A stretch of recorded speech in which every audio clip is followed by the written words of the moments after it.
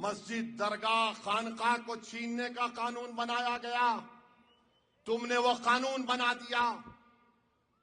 जब ये आते हैं घड़ी का निशान वाले, पूछो उनको मस्जिद का कानून क्यों बनाए छीनने के लिए, जवाब दो।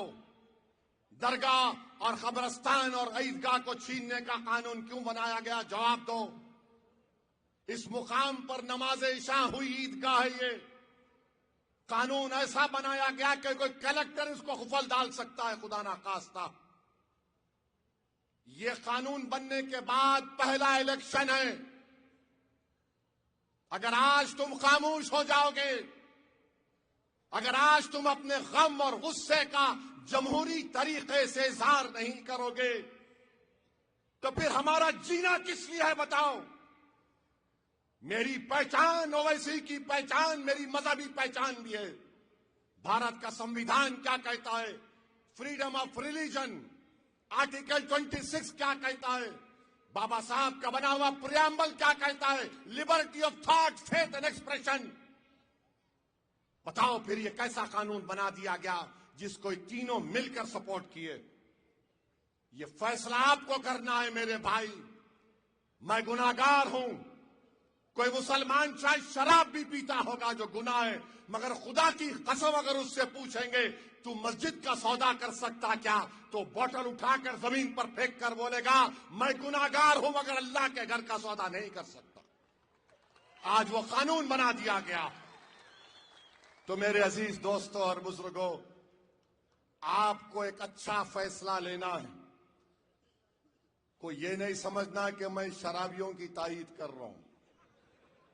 मुझे शराब से नफरत है, शराबी से नहीं है। मुझे बुरे से नफरत नहीं है, बुराई से नफरत है। हमको इंसान से ये जो बुरा करते ना, अरे बहुत गंदा है, नहीं मालूम मेरे भाई। अगर अल्लाह उसको हिदायत देगा तो वक्त का वली ना बन जाए वो। तो हमको और आपको 15 तारीख के दिन सोच समझकर अपने वोट का इस्तेमाल करिए। 61,000 वोट मिले हमको, हमारा एमएलए नहीं बना, तो क्या हमारी हिम्मत और हौसला पस्त हो गया, बताओ। क्या आप आज भी तैयार है मजलिस को वोट देने के लिए? कहीं आपके हौसले पस्त तो नहीं हो गए? मेरे भाई, मेरे हौसले तो पस्त नहीं हुए हैं, क्योंकि रोज पार्लियामेंट में तुम्हारा ये खादिम अकेला खड़े होकर लड़ता है इन तमाम लोगों से और उनको बेबाक तरीके से सच्चाई को बयान करने की कोशिश करता हूं। मैं तो कभी ना थका ना कभी झुकूंगा इंशाअल्लाह ताला।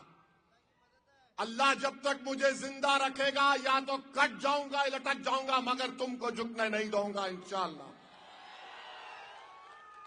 तो 15 तारीख के दिन मेरे अजीज दोस्तों और बुजुर्गों, मजलिस को वोट देना है, पतंग के निशान पर बटन दबाना है, इत्तेहाद को मजबूत करना है। बीजेपी जब से इख्तिदार पर आई है मॉब लिंचिंग हो रही है। अब तो मॉब लिंचिंग इतनी बढ़ चुकी कि उत्तराखंड में एक त्रिपुरा का ट्राइबल बच्चा जो एमबीए कर रहा है, क्योंकि उसका चेहरा अलग है तो उसको क्या क्या गलीज नाम से पुकार कर मार मार कर उसको खत्म कर दिया गया। उसका बाप कौन है? वो बीएसएफ का सिपाही है जो भारत की सरहद पर भारत की हिफाजत करता है। मुझे महसूस होती है कि उस बाप पर क्या गुजर रही होगी। अपने खानदान को छोड़कर वो सरहद की हिफाजत कर रहा है और भारत के अंदर जालिमों ने उसके बेटे को चिंकी पिंकी कहकर जान ले ली उसकी। कोई पूछने वाला नहीं है क्योंकि ट्राइबल है।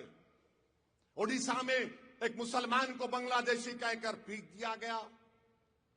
नवादा बिहार में एक मुसलमान को बांग्लादेशी कहकर उसकी पैर की उंगलियां काट दिए, कान काट दिए, जिस्म में राड मार दिए, वो मर गया। जलगांव का सुलेमान पठान को पकड़ पकड़ कर मारा, जान चले गई नौजवान बच्चे की। सुलेमान पठान के वालिद को जब उसका वीडियो सुना, मैं सर पकड़कर बैठ गया। बाप कह रहा है कि मारने वाले मेरे बेटे के बचपन के दोस्त थे, मारने वाले मेरे बेटे के बचपन के दोस्त थे। और बाप ने कहा कि अब मैं उस गांव में नहीं रह सकता जहां पर मेरी 5 पीढ़ियां गांव में रही हैं। अब मैं इस गांव को छोड़कर चला गया हूं। क्या अजीत पवार कुछ बोले? क्या कोई कुछ बोला? मेरे भाई क्या बोलते, कानून अपना काम करेगा। अरे तुम क्यों बैठे हैं कुर्सी पर? तुम कुछ तो बोल सकते थे ना। अरे क्यों कर रहे ये लोग? वो मुंबई में डी मार्ट एक मार्केट में अभी पड़ा, 2 दिन कल या कल का वाकया के हमारी बहन बुरखा में है, तो एक कस्टमर उसको देखकर हमारी बहन के तनकीद कर रहा है। उसका शौहर कह रहा है तू बाहर निकल, तेरा रेप करता हूं। क्या है ये? इस देश है ये? अरे सियासत करो मगर याद रखो, जो ख्वाब हमारे बुजुर्गों ने इस देश के लिए देखा था अंग्रेजों की गुलामी से छुड़ाने के बाद, अगर आप दलितों को, आदिवासियों को, मुसलमानों को इतना दबाएंगे तो फिर क्या होगा?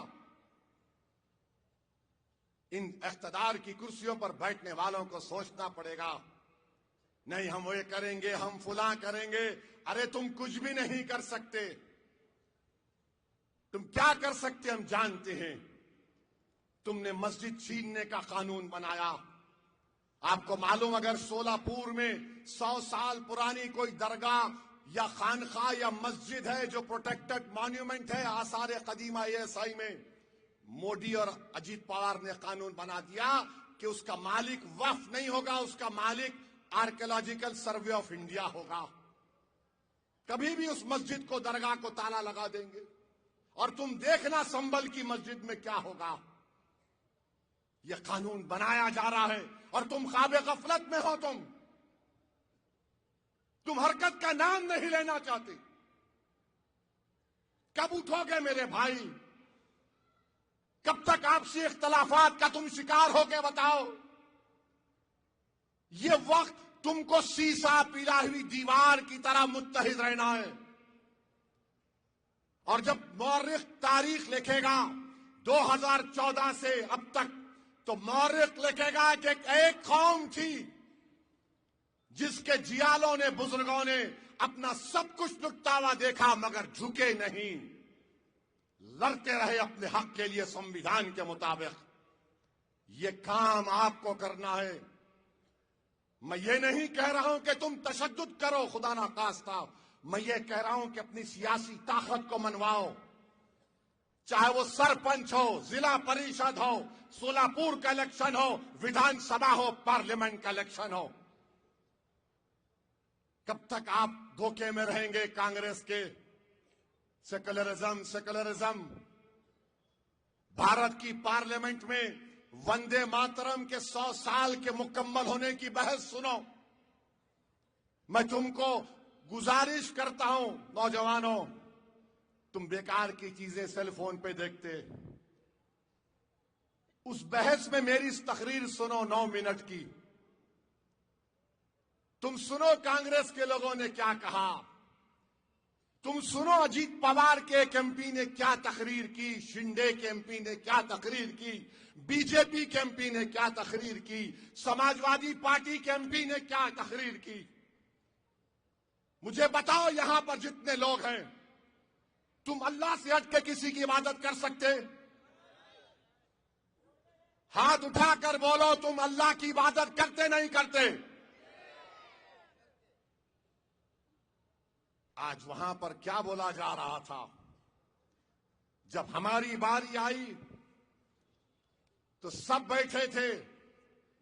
बीजेपी के एक MP है, मुझे अच्छी तरह जानते, मेरे को आके बोले, ओवैसी मैं तुम्हारी बात सुनने को बेचैन हूं।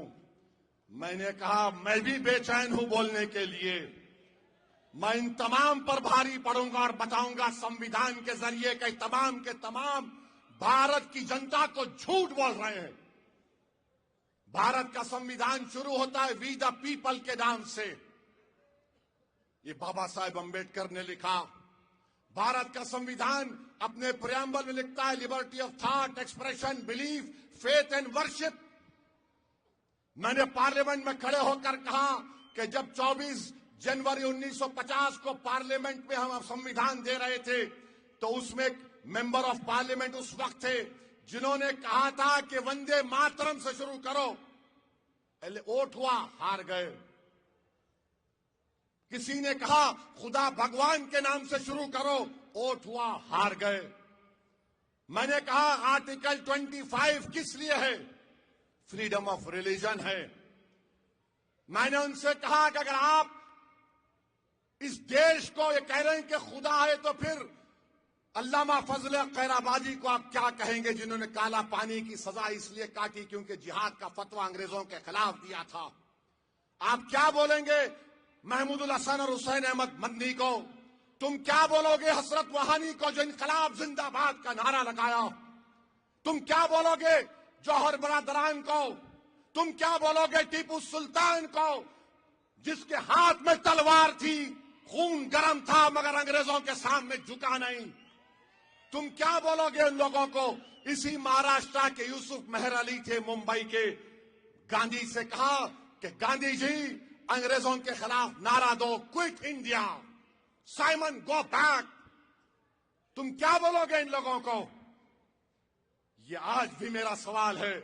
बीजेपी वाले पुकार के बोले देश में रहना है तो बोलना पड़ेगा।